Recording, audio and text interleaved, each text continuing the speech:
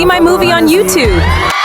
Okay, we're back from commercial with Late Night with me, of course, Neomi, the podcast show, and we're sitting down with Mackenzie, her daddy, from the Netflix movie Crash. Now, before we jump into our interview of my review of the documentary and more of you and your wife's behavior in and out of the movie, I just want to jump in and say the movie trailer that you saw is real. I just got done creating that movie about a week ago. It's the best thing I think I've made. So make sure you go check that out on July 31st. It'll premiere on Friday. It's an action-packed comedy, but I hope you guys will enjoy it.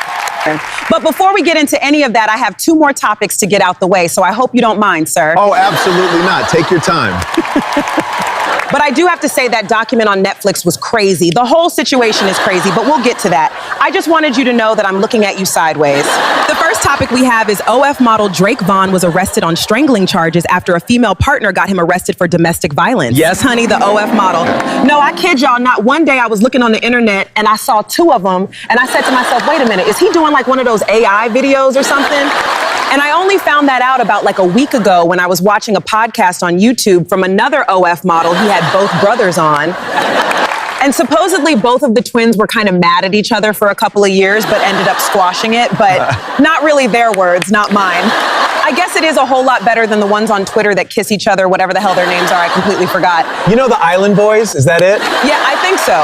Supposedly Drake said he didn't do it and he's being framed, said he'll talk about it on his OF. But he went wrong? Yeah. You know, using like one of those adult toys, maybe being hit over the head too hard. I don't know. Yeah. When we know more about this situation, I will definitely keep you updated on this show. It's like, what, who, and where?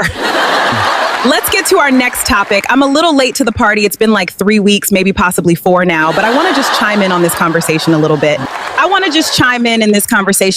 It's about Kevin Hart and the situation that transpired over at Netflix over his controversial. He did a comedy roast on Netflix a couple of weeks ago, and it caught a lot of backlash from the Black community because they felt like some of the jokes were very sensitive. It's also stated that he invited a quite interesting character to be on this roast. And part of the people who were roasting in this session and some of the things that flew out this man's mouth. Let me say, some things were very questionable. Some of the jokes were very colorblind and disrespectful and should have not been brought up. It's like, what the hell was he thinking? Yeah. I didn't get that far because I want to be honest, I'm not really a Kevin Hart fan. I don't think he's very funny at all. There are a lot of comedians, white and Black, that I quite enjoy, but him and Tiffany Haddish I find very bland. You bring a person on your show that doesn't like a certain kind and is known for that, not even the orange pumpkin messes with this dude, and you invite him to the show for comedy reads. And don't forget, we still need to talk about your documentary, so you are not out of the clear.